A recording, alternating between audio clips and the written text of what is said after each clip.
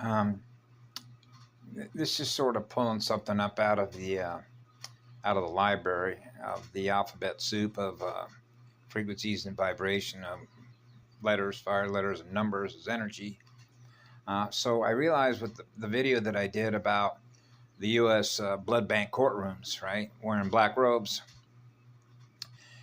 So I realized the importance of being fair and balanced, right, between the two poles, particularly as it relates to police officers and courtrooms, right?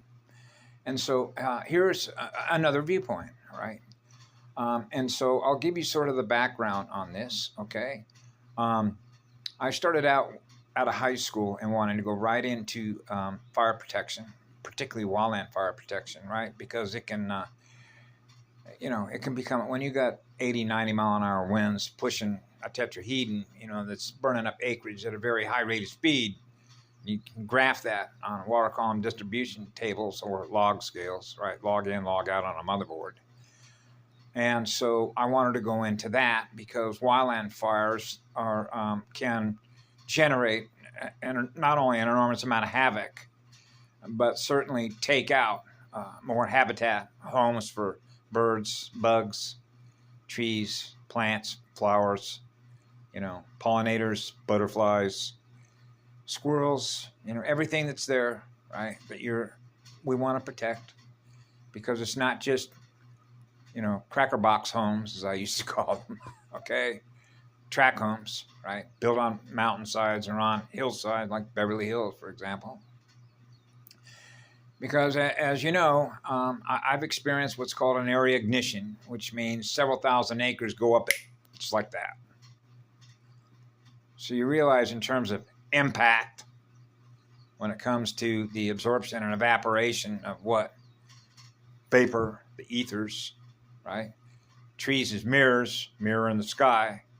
Wildland fires create an enormous amount of havoc, an enormous amount of damage, more so than structure fires do, obviously. Okay, because they're taking out more what? Landscape, terrain, our home, our native world, right?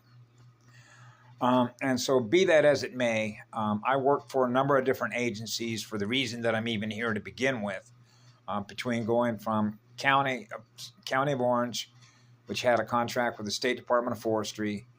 So I jumped onto engines and rescue squads and all that kind of stuff, then went into structural firefighting, then went into wildland firefighting and doing everything the Forest Service does with helicopters and air tankers and engines and hotshot crews and all this kind of stuff, right? Hazmat, and then going into the military and then to Rockwell International, and how that sort of timeline works, and where I ended up running a buzzsaw, a vortex through all those connections on a motherboard of where all those places are geomagnetically, going in and out and in and out and in and out with a stealth code, right? Which is inside, outside, inside, outside, inside, outside, which means you cannot capture the codes to gain access to what? The locks, right? Just like I mentioned the example with the guy who's a property owner, right?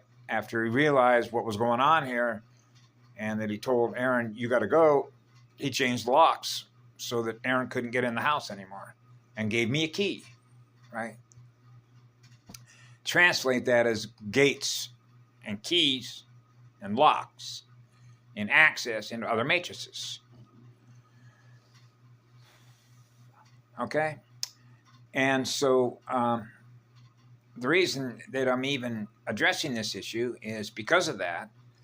When I had ended up after the Naval Weapons Station where I was at, that's when we get into all the weapons of mass distraction, weapons of mass destruction, and then jumping across the street to go into Rockwell International Space Transportation Group, groupthink, hive mind groupthink on behalf of finite dead-like quantum inorganic intelligence, right? That's running the shuttle program, that's running the satellite system command program, which would be all your GPS, all your ARPANET, okay, back in the late 1970s, which was known as Navstar program. And then next to that facility, you had Information Command, or had man traps, which simply meant that if you don't have a clearance to be in there, then you're not going to be allowed in there and you're trapped.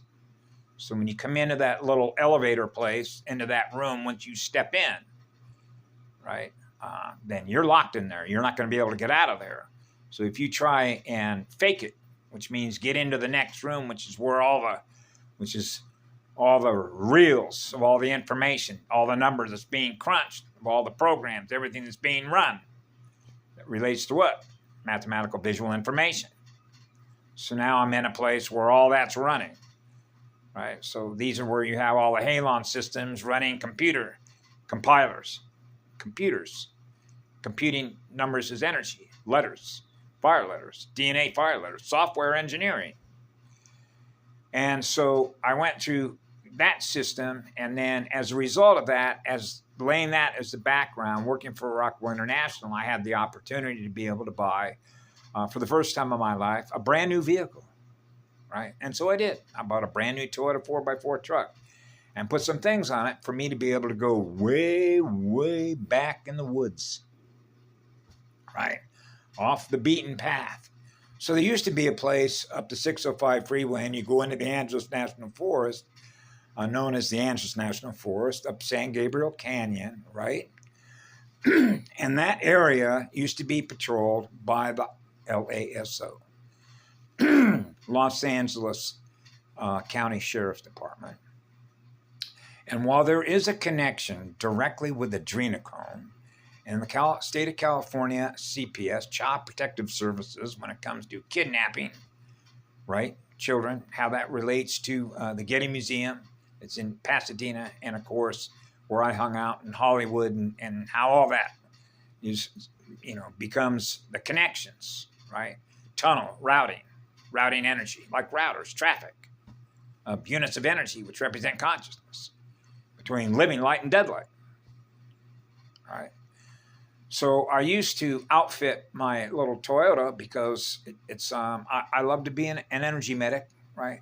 It's like I got to have a first aid kit, or what I used to call a trauma box. Karen Ann McDonald's know what a trauma box is that paramedics carry, right? So I know what to put in there, right? And had a CB radio with a 250 watt power booster, so that I could be in remote places and I could still power out. I did not have a satellite phone, which I would have liked to have in this particular case, right? But the idea is that you got communication, right? In order that they need to bring a search and rescue helicopter in there, right? In order to do what?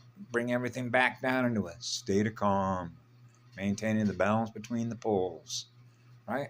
So I had a trauma box I carried in the back of my vehicle, along with a toolbox and all kinds of stuff.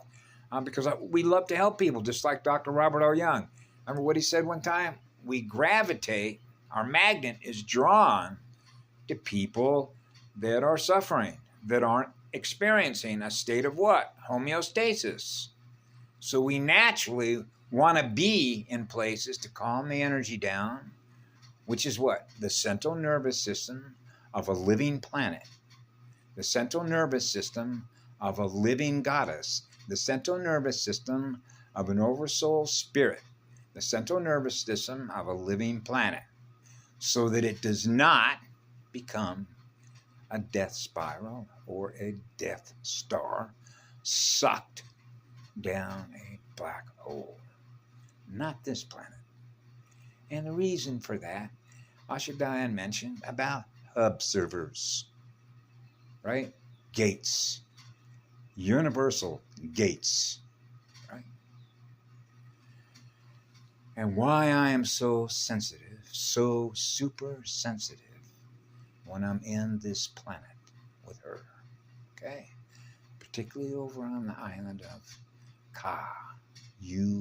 I am what love is.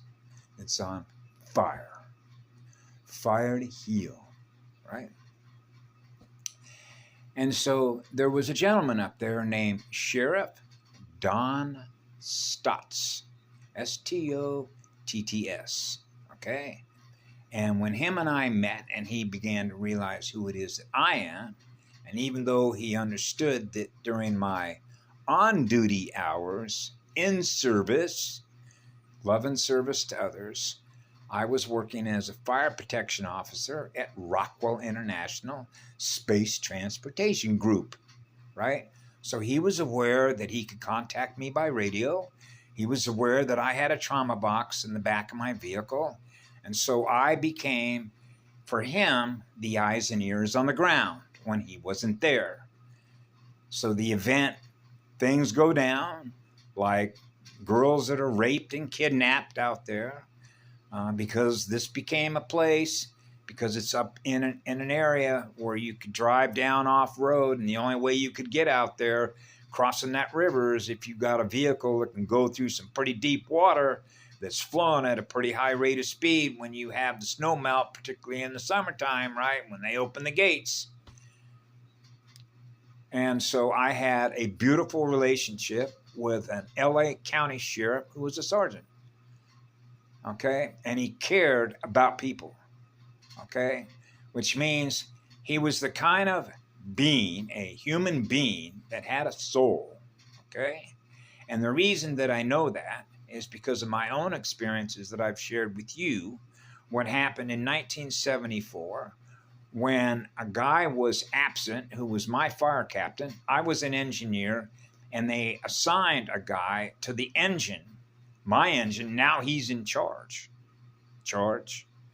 And this guy who was in charge had worked on a hotshot crew, which means running chainsaws and using hand tools to cut fire line on a forest fire, but had never commanded or supervised an engine, which means our primary mission as initial attack engine with water and hose is to put out the fire using water and lines of transmission fluid.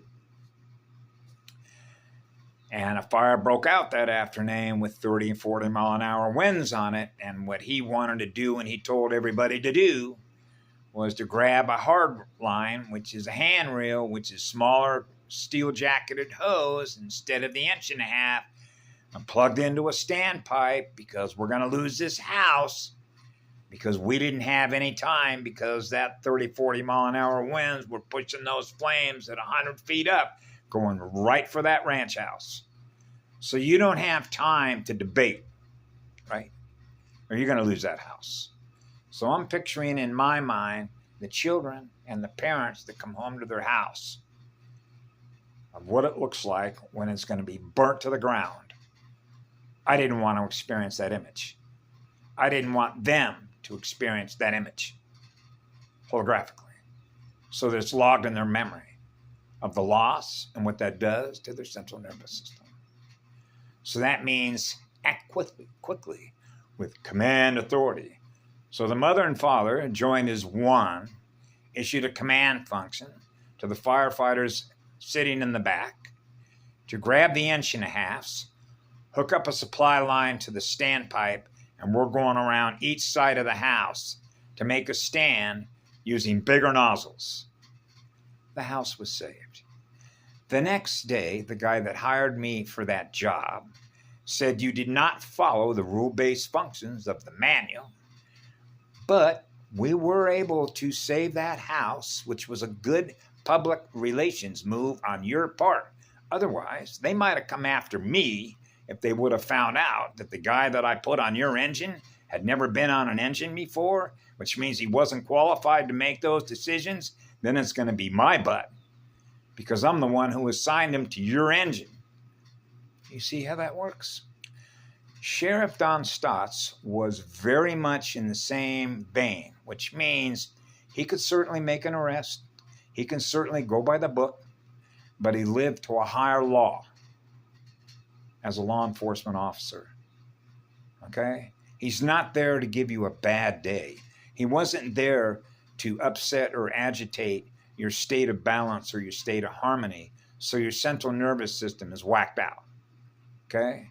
He understood that. This was like a good old-fashioned peace officer, which is maintain the peace. I'm not here to make your day worse than it already is when you're in a jam. I'm trying to figure out a way to be able to get you out of a jam so that we're back in the state of peace. Those kinds of police officers were rare, aren't they? And so that's why, to be fair and balanced, I give equal time, which is equal distribution of love.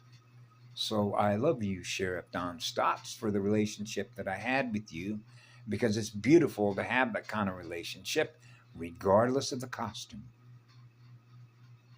and the jobs that we do while we're here, and why we're here, and why we do the jobs that we do while we're here. So I wanted to share that, to be fair and equal unto all that we give love to. Have a great day. We love you all. Be good to yourselves.